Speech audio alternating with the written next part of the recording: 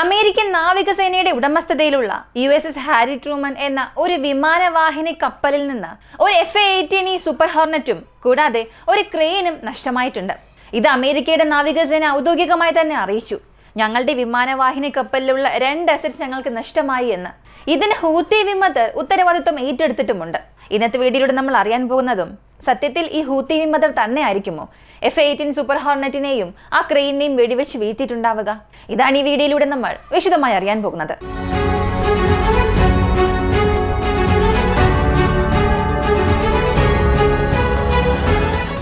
ആദ്യത്തെ കാര്യം, അമേരിക്കയുടെ വിമാനവാഹിനി കപ്പലുകൾ മാസങ്ങളോളം ഹൂത്തീസിനെതിരെ നിരവധി വ്യോമാക്രമണങ്ങളിൽ ഏർപ്പെടുന്നുണ്ട്. എന്തിന്? ഇന്നലെ രാവിലെ പോലും ഹൂത്തികളുടെ തീരദേശ പ്രദേശങ്ങളിൽ വളരെ മോശമായ ഒരു ആക്രമണം തന്നെ നടത്തി. അമേരിക്കയുടെ വിമാനവാഹിനി കപ്പലിൽ നിന്നും പോയ ചില വിമാനങ്ങൾ വളരെ മോശമായ ഒരു ബോംബിംഗ് റോളാണ് നടത്തിയത്. ഇത് തുർക്കിയിലെ ഒരു ഡെസ്ട്രോയർ യുദ്ധക്കപ്പൽ വീഡിയോ ആയും എടുത്തിരുന്നു. ആ വീഡിയോയിൽ തുർക്കിയിലെ ജീവനക്കാർ വളരെ അത്ഭുതത്തോടു കൂടിയാണ് ആ ഒരു ആക്രമണത്തെ നോക്കിക്കണ്ടത്.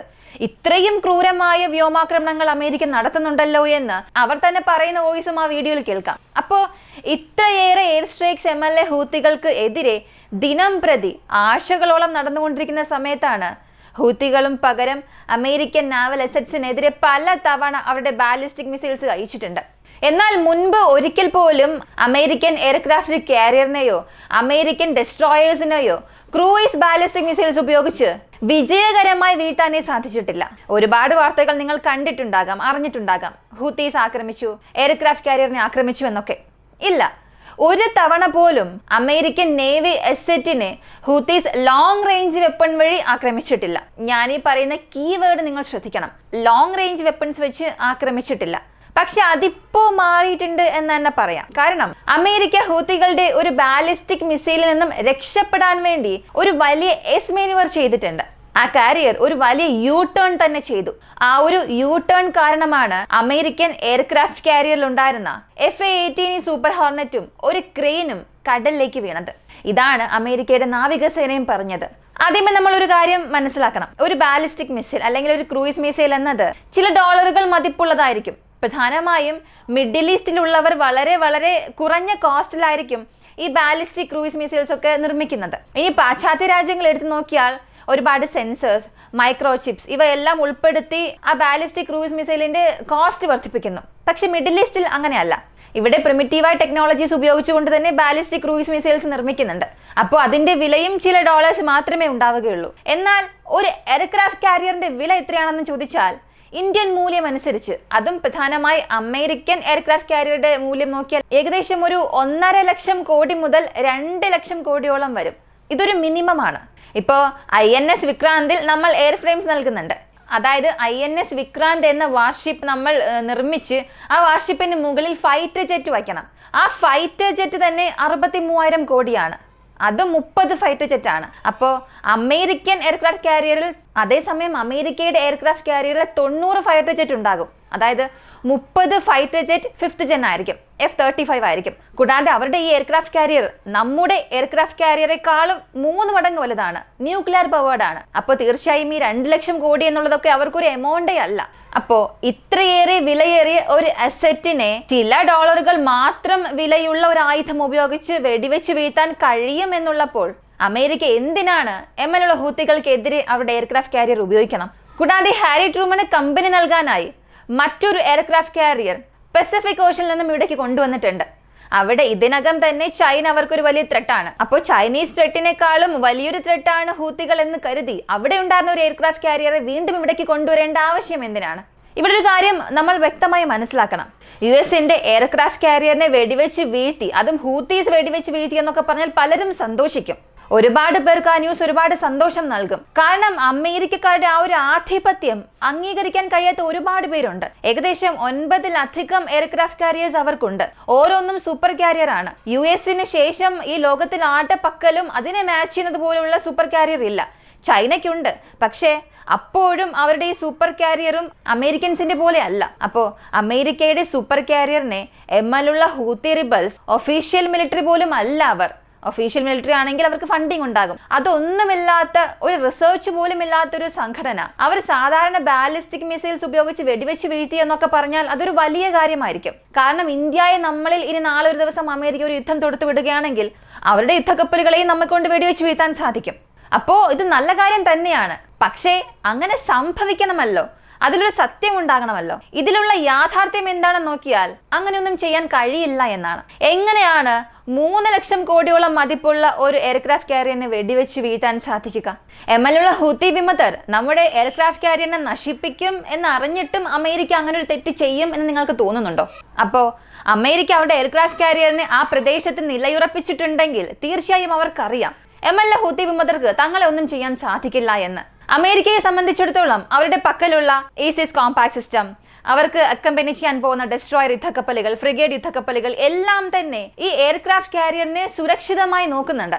ഈ എയർക്രാഫ്റ്റ് കാരിയറിലുള്ള യുദ്ധവിമാനങ്ങൾ യമനിലുള്ള ഹൂത്തി റിബൽസ് അവരുടെ ബാലിസ്റ്റിക് മിസൈൽ ലോഞ്ച് ചെയ്യുന്നതിന് മുൻപ് തന്നെ ആ ബാലിസ്റ്റിക് മിസൈൽസ് ഉള്ള ലൊക്കേഷനിൽ ചെന്ന് അതിനെ ആക്രമിച്ച് നശിപ്പിക്കും. ഇവയ്ക്കെല്ലാം അപ്പുറം ഏതൊരു എയർ ഡിഫൻസ് സിസ്റ്റവും ഇനി പ്രവർത്തിക്കുന്നില്ല, ഒന്നും വർക്കാകുന്നില്ല എന്ന സാഹചര്യത്തിൽ ആ എയർക്രാഫ്റ്റ് കാരിയർ ഒരു കാർ പോലെയാണ് ഡ്രിഫ്റ്റ് ചെയ്യുന്നത്. അതിന്റെ വീഡിയോസും ഇപ്പോൾ ഓൺലൈനിൽ അവൈലബിൾ ആണ്. ഏകദേശം 95,000 ടൺ, 1 ലക്ഷം ടണ്ണോളം വരുന്ന ഒരു എയർക്രാഫ്റ്റ് കാരിയർ എങ്ങനെയാണ് കടലിൽ ഡ്രിഫ്റ്റ് ചെയ്ത് പോകുന്നത് എന്ന് ആ വീഡിയോയിലൂടെ കാണാൻ സാധിക്കും. ആ വീഡിയോയിലൂടെ തന്നെ നിങ്ങൾക്ക് ഒരു കാര്യം വ്യക്തമാകും, ആ ഫ്ലൈറ്റൊക്കെ എത്രത്തോളം ചരിഞ്ഞു പോകുന്നുവെന്ന്. അപ്പോ ഇത്രത്തോളം ചരിഞ്ഞു പോകുന്നുവെന്നുണ്ടെങ്കിൽ ഇതിനകം തന്നെ അതിനുള്ളിലെ എല്ലാ അസറ്റ്സിനെയും അവർ ചെയിൻ ഉപയോഗിച്ച് ലോക്ക് ചെയ്ത് വെച്ചിട്ടുണ്ടാകണം. അങ്ങനെ അവർ ചെയ്തില്ല എന്നുണ്ടെങ്കിൽ ഇങ്ങനെ ഒരു ഡ്രിഫ്റ്റ് ചെയ്യുമ്പോൾ തീർച്ചയായും അത് ചരിഞ്ഞ് കടലിൽ തന്നെ വീഴും. അതുപോലെയാണ് FA-18 സൂപ്പർ ഹോർണറ്റും ക്രെയിനും കടലിൽ വീഴാനും സാധ്യതയുണ്ട്. ഇവിടെ ശ്രദ്ധിക്കേണ്ട മറ്റൊരു പ്രധാനപ്പെട്ട കാര്യം, ആ വിമാനവാഹിനി കപ്പൽ ആ മെനുവറിംഗ് ചെയ്തതെല്ലാം സാറ്റലൈറ്റ് വഴി തന്നെ ചിത്രം എടുത്തിട്ടുണ്ട്. ആ ചിത്രവും റിലീസ് ആയിട്ടുണ്ട്. അതിലൂടെ തന്നെ വ്യക്തമായി അറിയാനും സാധിക്കും ഏതൊരു ത്രെട്ട് ഉണ്ടായിട്ടുണ്ട്. അതിൽ നിന്നും രക്ഷപ്പെടാനായി എയർക്രാഫ്റ്റ് കാരിയർ ഒരു വലിയ എവേസീവ് മെനുവർ ചെയ്തിട്ടുണ്ട്. ആ ഒരു മെനുവറിംഗിൽ ഒരു വിമാനം കടലിലേക്ക് വീണിട്ടുണ്ട്, ക്രെയിനും താഴെ വീണിട്ടുണ്ട്. സത്യത്തിൽ ഇതാണ് സംഭവിച്ചത്. അപ്പോ ഇവിടെ ഹൂത്തികൾക്ക് ഒരു ക്ലെയിം നൽകാൻ കഴിയില്ല. കാരണം അവിടെ അമേരിക്കൻസ് അവരുടെ ഒബ്ജക്റ്റീവ് ഡെയിലി ചെയ്യുന്നുണ്ട്. അന്നത്തെ ദിവസം രാവിലെയാണ് അത്രയേറെ ടാർഗറ്റിനെയും അവർ ചെന്ന് ആക്രമിച്ചത്. തുർക്കിയുടെ വാർഷിപ്പ് അത് റെക്കോർഡും ചെയ്തിട്ടുണ്ട്. അപ്പൊ ഒന്നുകിൽ ആ വിമാനവാഹിനി കപ്പലിന് നേരെ ഇവരുടെ ബാലിസ്റ്റിക് മിസൈൽ വന്ന് ആക്രമിക്കണം, അതല്ല എന്നുണ്ടെങ്കിൽ ബാലിസ്റ്റിക് മിസൈലിന് ഭയന്നുകൊണ്ട് അമേരിക്കൻ വിമാനവാഹിനി കപ്പൽ ആ സ്ഥലത്ത് ഓപ്പറേറ്റ് ചെയ്യാനേ പാടില്ല. ഹൂത്തി റിബൽസിനെതിരെ അമേരിക്കൻ വിമാനവാഹിനി കപ്പലിൽ നിന്നും പോകുന്ന യുദ്ധക്കപ്പലുകൾ ബോംബിംഗ് ചെയ്യാൻ പാടില്ല. അമേരിക്കയുടെ അസറ്റ്സ്, അതായത് എയർബേസസ്, അവിടെ ചുറ്റും ഒരുപാട് എയർബേസ് ഉണ്ട്. മിഡിൽ ഈസ്റ്റിൽ ഒരുപാട് കൺട്രീസിൽ അമേരിക്കയുടെ എയർബേസ് ഉണ്ട്. ആ കൺട്രീസിലുള്ള എയർബേസിൽ നിന്നും ഫൈറ്റർ ജെറ്റ് യമനിലേക്ക് പോയി ബോംബ് ഇടാനും പാടില്ല. എയർക്രാഫ്റ്റ് കാരിയറിൽ നിന്നും ഒരു വിങ് പോലും ബോംബിംഗ് റോളിൽ ഏർപ്പെടാൻ പാടില്ല. ഇങ്ങനെ ഹൂത്തികളെ ഭയന്ന്, അവരുടെ ബാലിസ്റ്റിക് മിസൈൽസിനെ ഭയന്ന് അമേരിക്കയുടെ എയർക്രാഫ്റ്റ് കാരിയർ പുറത്ത് പോയി എന്നുണ്ടെങ്കിൽ അതൊരു വിജയമാണെന്നും പറയാം. അത് ഒരു പൂർണ്ണമായ വിജയമാണെന്ന് പറയാൻ സാധിക്കും. മറ്റൊന്ന്, ഈ എയർക്രാഫ്റ്റ് കാരിയറിൽ ഒരു മിസൈൽ വന്ന് പതിച്ചാൽ പോലും ആ കാരിയറിനെ മുക്കിക്കളയാൻ കഴിയില്ല. കാരണം ആ ഫ്ലൈറ്റ് ഡെക്ക് റീഇൻഫോഴ്സ്ഡ് ആണ്. അത്രയേറെ ഭാരമുള്ള യുദ്ധവിമാനം പെട്ടെന്ന് താഴെ ഫ്ലൈറ്റ് ഡെക്കിൽ വന്ന് വീഴും. അങ്ങനെയാണ് ലാൻഡ് ആകുന്നത്. അങ്ങനെ വീണിട്ടും ആ ഫ്ലൈറ്റ് ഡെക്കിന് യാതൊരു പ്രശ്നവും വരുന്നില്ല എന്നുണ്ടെങ്കിൽ അത് അത്രത്തോളം റീഇൻഫോഴ്സ് ചെയ്തിട്ടുണ്ടെന്നാണ് അർത്ഥം. അപ്പോൾ റീഇൻഫോഴ്സ്ഡ് ഫൈറ്റർ ഡെക്കിൽ ഒരു ദ്വാരമുണ്ടാക്കി താഴെ ചെന്ന് മുഴുവനായും അതിലുള്ള എല്ലാവരെയും നശിപ്പിച്ച് ആ വിമാനവാഹിനി കപ്പലിനെ തന്നെ കത്തിച്ച് അതിനെ മുക്കിക്കളയുക എന്നുള്ളത് സാധാരണ കാര്യമേ അല്ല. വിയറ്റ്നാം യുദ്ധത്തിൽ US എയർക്രാഫ്റ്റ് കാരിയറിലുള്ള ബോംബ്സ് പൊട്ടിത്തെറിക്കുകയും പല യുദ്ധവിമാനങ്ങൾ കത്തി നശിച്ചു. അങ്ങനെ കത്തി നശിച്ചിട്ട് കൂടിയും ആ എയർക്രാഫ്റ്റ് കാരിയറിനെ മുക്കിക്കളയാൻ സാധിച്ചില്ല. ചില മാസങ്ങളിൽ ആ എയർക്രാഫ്റ്റ് കാരിയറിനെ റിപ്പയർ ചെയ്യുകയും വീണ്ടും പസഫിക് ഫ്ലീറ്റിൽ ജോയിൻ ചെയ്യിപ്പിച്ചു. ഇങ്ങനെ എയർക്രാഫ്റ്റ് കാരിയറിനെ മുക്കിക്കളയുക എന്നത് ഒരു സാധാരണ കാര്യമേ അല്ല. ഇനി അങ്ങനെ മുക്കിക്കളയുകയാണെങ്കിൽ അത് സത്യത്തിലൊരു വിജയം എന്ന് തന്നെ പറയാം. ഇനി അങ്ങനെ മുക്കിക്കളയണ്ട, ആ ഒരു പ്രദേശത്ത് നിന്നും അവരുടെ എയർക്രാഫ്റ്റ് കാരിയറിനെ നമ്മൾ പുറത്തേക്ക് അയക്കുകയാണെങ്കിൽ തന്നെ അതൊരു വിജയമാണ്. പക്ഷെ അതുപോലും ഹൂത്തി വിമതർ ചെയ്തിട്ടില്ല. ആ എയർക്രാഫ്റ്റ് കാരിയറിനെയും അവർ ആക്രമിച്ചിട്ടില്ല. ഒരു എവേസീവ് മെനുവർ ചെയ്തത് കൊണ്ട് അതിനുള്ളിൽ ഉണ്ടായിരുന്ന ഫൈറ്റർ ജെറ്റും ക്രെയിനും താഴെ വീണു. അപ്പോ ഇത് ഹൂത്തി വിമതരുടെ ഒരു വിജയമായി കാണാൻ കഴിയില്ല. കാരണം ഒരു ഫൈറ്റർ ജെറ്റ് ആണ് കടലിലേക്ക് വീണത്. ബാക്കിയുള്ളതെല്ലാം 80 എണ്ണം ആ ഒരു ഡെക്കിൽ തന്നെ ഉണ്ട്. നാളെ എയർക്രാഫ്റ്റ് കാരിയർ വീണ്ടും ബോംബിംഗ് റോളിൽ ഏർപ്പെടും. യമനിലെ ഹൂത്തികൾക്കെതിരെ ബോംബ് എറിയുകയും ചെയ്യും. അപ്പോൾ ഇതിൽ എന്ത് വിജയമാണുള്ളത്? ഇതേ സ്ഥാനത്ത് ഹൂത്തികൾക്ക് ഭയന്ന് എയർക്രാഫ്റ്റ് കാരിയർ തിരികെ അമേരിക്കയിലേക്ക് തന്നെ തിരികെ പോയി വീണ്ടും ആ ഏരിയയിലേക്ക് വന്നില്ല എന്ന് പറയുകയാണെങ്കിൽ അത് ഹൂത്തികൾക്ക് ഒരു വിജയം എന്ന് പറയാം. റെഡ് സീ ഭാഗത്ത് അമേരിക്കയുടെ എയർക്രാഫ്റ്റ് കാരിയർ കടന്നില്ല എന്നുണ്ടെങ്കിൽ അത് ഹൂത്തികളുടെ വിജയം എന്ന് മാത്രമേ പറയാൻ സാധിക്കൂ. ഇനി അതല്ലാതെ ഹൂത്തികൾ തന്നെയാണ് അമേരിക്കൻ എയർക്രാഫ്റ്റ് കാരിയറിൽ ഉണ്ടായിരുന്ന ഈ F-18 സൂപ്പർ ഹോർണറ്റിനെയും ക്രെയിനെയും വെടിവെച്ച് വീഴ്ത്തിയത്, അല്ലെങ്കിൽ ഈ മെനുവർ ചെയ്തതിൽ താഴെ വീണ്, രണ്ടിലേതാണെങ്കിലും അത് ഹൂത്തികൾക്ക് ഒരു വിജയം എന്നൊരിക്കലും പറയാൻ സാധിക്കില്ല. കാരണം നാളെ വീണ്ടും അവർക്കെതിരെയുള്ള ആക്രമണം അമേരിക്ക തൊടുത്തുവിടും. അപ്പോൾ പൂർണ്ണമായും അമേരിക്കയെ ആ പ്രദേശത്ത് നിന്നും അവരുടെ ഈ അസറ്റ്സിനെ എല്ലാം എന്നാണോ നീക്കം ചെയ്യുന്നത് അന്ന് മാത്രമായിരിക്കും ഹൂത്തികൾക്കുള്ള ഒരു യഥാർത്ഥ വിജയം ലഭിക്കുക.